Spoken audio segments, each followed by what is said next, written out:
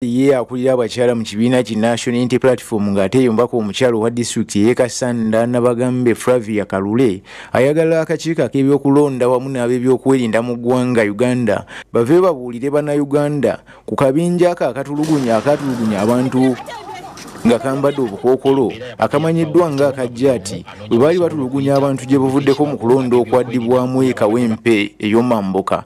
Nabagamba bino abyogeredde ku kyalo Kabembe ekisangibwa mu ggombolola y'Ekyampisi mu disitulikiti ey'e Mukono wabadde awubyeko olubu lw'ekigere ery'omuwala Olivia Katende eyakubibwa abantu bano n'alyoka amenyebwa omugongo nga n'okutuusa kati akyali ku ndiri. Ono era abadde yeegatiddwako omubaka omukyala owa disitulikiti eno ey'e Mukono Anifa Nabukeera.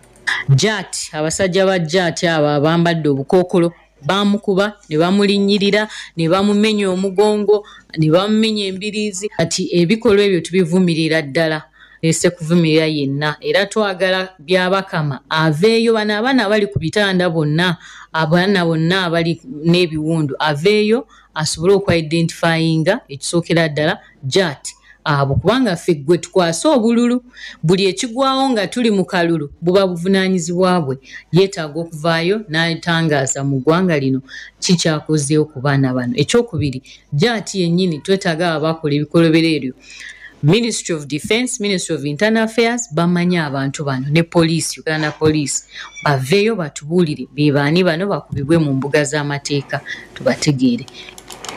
Kakati ye Olivia Katende yatuusibwako obulabe ayogeddeko n'omusasi waffe n'amubuulira embeera gy'ayitamu enzibu ddala nga n'okutuusa kati akyali ku ddagala ery'omugongo guno ogwamenyebwa naye ng'obujjanjabi afunira ddala butono. Amannya gange nze Olivia Katende natuusibwako okutulugunyizibwa olunaku lwe twali tugenda mu kalulu k'e Kawempe ng'ennaku z'omwezi 3 bwe twagenda mu kalulu k'e Kawempe twatulugunyizibwa nga tuva ku kitebe tugenda nga tulina yakulira abakyala b'ekibiina kya National Unity Platform erombako omukyala akiikira abantu b'e Kasanda mu Paliamenti ya Uganda Nabagabe Flavia Kalule ayagalira ddala ekikola ebyokulonda n'ekitongole ky'ebyokwerinda mu Uganda baveeyo bakwate abasajja be bagamba mbu bajjati abo nga batulugunya abantu okuba bannamawulire n'otyobola eddembe ly'Abannayuganda mu kuddamu okulonda nga bajuza ekifo ky'omubaka wa Kawempe ey'Omamboka. Era Nabagabe agenda okwogera ebigambo bino abadde ku kyalo Kabembe mu ggombolola y'Ekyampisi Mukono wabadde agenzeeyo okubeera nga wubayo olubu lw'ekigere ery'omuwala Olivia Katende eyakubibwa abantu abo mu mbeera eyali embi ennyo kati agamba nti mu nkola eno abantu bano beetaaga bakangavulwe. Era twagala Byabakama aveeyo bano abaana abali ku bitanda bonna abaana bonna abali n'ebiwundu aveeyo asobole okwa-identifyinga ekisookera ddala Jati abo kubanga ffe gwe tukwasa obululu buli ekigwawo nga tuli mu kalulu buba buvunaanyizibwa bwe yeetaaga okuvaayo n'atangaaza mu ggwanga lino kikyakozeewo ku baana bano. Ekyokubiri Jati yennyini twetaaga abakola ebikolobero ebyo Ministry of Defence, Ministry of Internal Affairs bamanya abantu bano ne police, Uganda Police baveeyo batubuulire be baani bano bakubibwe mu mbuga z'amateeka tubategeere. Wabula yateera omubaka omukyala Nabukeera Anifa naye avumiridde nnyo ebikola bino agamba gavumenti agyewuunyiza ddala naddala NRM abantu bayaba ku maddembe okutulugunya abantu ekyenkanaawo ate negamba mbu bagibaka akalu egenda mu mbuga z'amateeka kyagamba kigwomaza gavumenti yeetaaga teeka ku nninga nayo yennyini eteeke ku nninga abo abakozi b'effujja bagenda bagivumaganya. Tetugenda kukoma wano wabula tugenda kubitwala maaso okulaba tino tubaloopa because first of all batya nnyo ne bagamba nti ne Jati it is not even part of government mbusi yaabwe tebagimanyi bajeeganye kati n'olabira ddala nga tulinga abalina abayeekera mu ggwanga naye njagala okuvumirira gavumenti ono kubikola ebibi byegyekola abaana okubafiiriza future mubamenya. Wabula yate Olivia Katende gwe baakuba ne bamwogokola ayogedde Mukone munnamawulire wa radio n'atubulira embeera mwali. Nakubibwa abasajja ba Jati bankwatirira abasajja ba Jati bantulugunya abasajja ba Jati bampisiza ddala bubi okuli okummenya omugongo obudde buno sikyasobola kubako kintu kyonna kye neekolera nga nze nali muntu akola emirimu gyange obudde buno sirina kintu n'ekimu kyensobola kwetuusaako wadde okwekolera. Comrade munaffe mu struggle era nga njagala okuwuninga ne ba comrades abala bonna naye okuva ewa mwanyinaffe sister waffe Olivia Katende. Abadde akyalirwa abamawulire bangi nnyo n'abantu bangi naddala ab'enkyukakyuka, then ne media houses ez'enjawulo nga zimukyalira okumuggyako interview ku mbeera gy'alimu ne bye yayitamu ne bye yalaba ne by'amanyi byajjukira ebyamutuukako oba bonna gye bali. Naye olunaku lw'eggulo nadisikasinzeko naye wabaddewo bye nabadde mmaze okubaako byempulira okumuteekateeka ku kiki ekiddako. Naye olwaleero mu butongole antegeezezza nti atandise okufuna amasimu, abantu batandise okumukubira, okumuperereza, okumutwala nti ab'obuyinza mu gavumenti ya Museveni ab'NRM bamunoonya, baagala bayogereko naye, bamusaba okumukompasetinga, okumujjanjaba, okumuwa omulimu alabe nga ava mu bintu bino. Era njogeddeko naye leero nga ngamba nti kyewabadde oyoge kuba nafunye kulunga obudde bugenze saabyogeddeko eggulo, naye ye ne mukubira ne muteekateeka ne mubuulira. Olwaleero atandise okufuna abamu ku baamawulire aba mainstream medias eziri mu Uganda bakolera gavumenti eyo, so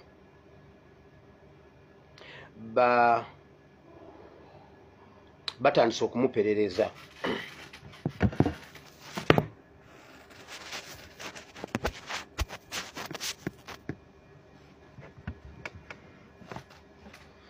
So kakati kye tukoze kuba tumuvunaanyizibwako kuba staff waffe wano ku ASPS Muwire Bible and Politics, tumusabye era tusazeewo tewakyali kuddamu kumuinterviewinga okujjako ng'ofunye olukusa okuva ku kitebe. Aba TVs bonna n'aba radios bonna mu Uganda tebakyakkirizibwa kuddamu kumujjako interview nga tebafunye lukusa kuva ku kitebe.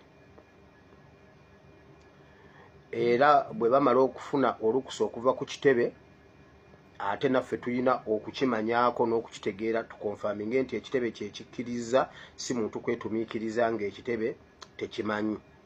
Secretariat ya NUP bw'emala okukkiriza nti oyo amu interviewing, naffe nga management tulina okusooka tulina okukimanya tukonfaminge nti omuntu oyo kitebe kyekimukkiriza okuinterviewinga Katende. So interviews zonna tuziggaddewo, alina kyayagala okwogera naye olukusa lugenda kuva ku kitebe.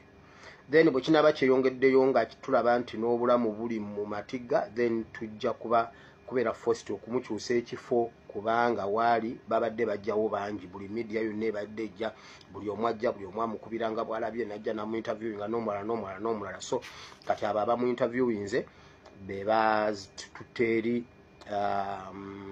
ne bababuuliranga bwe bamanyi waali, bwe bagenda okumutuukako biki. So tukitunuulira mu ntunulire ey'enjawulo, ne security ye ng'omuntu tugenda kwongera okugitunuulira ennyo tulabe nga era tumugambye kati ebintu byonna ebimuleeterwa oba mulimu ebyokulya biki, tulina okubiyimiriza. Kati omuntu atafunye lukusa kuva ku kitebe tewali ku interviewinga Olivia Katende.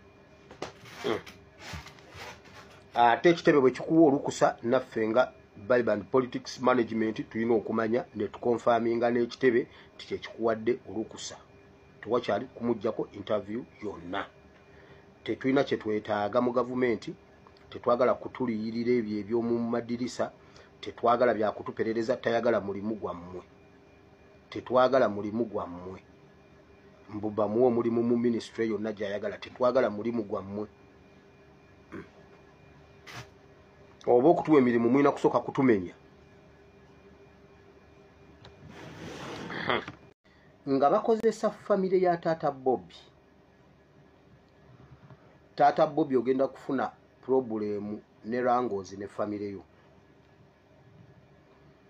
Gavumenti esala amagezi gonna okukolagana ne baganda bo ne bazadde bo okukugoba wooli, kubanga ekibanja ky'olina, ekibanja wooli, ettaka ly'olina lya famire endowooza era bw'oba omanyi tolinaako biwandiiko tandika okunoonya omwala gw'ogenda obbeeramu mu Kampala.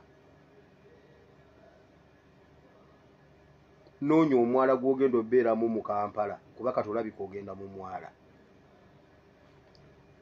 Taata wo si ye Ssaalongo Sseeguya, muzeeyi we akyaliwo. Taata Bobby muzeeyi we akyaliwo, muzeeyi Ssaalongo Sseeguya. Bw'akwefuulira n'akugoba ku ttaka lye yakuwa, gavumenti yeegenda okuba ekugobye. Ab'eŋŋanda ze okuli Muwonge, Sebirumbi, Bukenya ne Isaac bagenda kukola kyonna ekisoboka okuperereza taata wo. Bwe bakwefuulira nga famire ne bakugoba, teweewuunya era tobanyiigira. Funa omwala w'obeera, funa omuti w'obeera, ozimbewo katentiko, olonde ebicupa, tujja kukutaasa nga Uganda ekyuse. Kubanga famire bagenda jjuwa ssente okukugoba ku ttaka. Taata wo bw'akulyamu olukwe teweewuunya. Museveni yali emabega waakyo. Nkiddemu okiwulire bakoowa kateeka. Ekirungi muzeeyi we yakuwa akyaliwo, genda omugamba akuwa ebiwandiiko by'ettaka eryo. Taata wo bw'akumma omukono n'akumma endagaano, kuba obaddeko ndowooza obanga mwana obanga I don't know, genda taata wo akukolera ebiwandiiko. Bw'atabikukolera ng'omanya yakuliddemu olukwe. Naye era bw'akulyamu olukwe teweewuunya. Bayibuli egamba Yesu yaleeta revolution okwawula omwana ne kitaawe. Kubanga taata bw'alemerayo eri n'atagoberera Yesu, kitegeeza mwawukanye. Taata wo bw'akugoba ku ttaka ng'omanya ekyawandiikibwa kya Yesu kikukutte.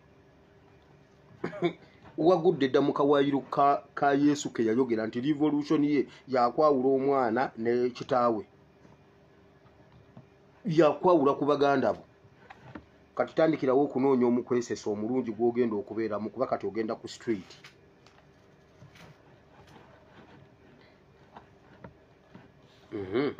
Kansirike tugenze ku birala.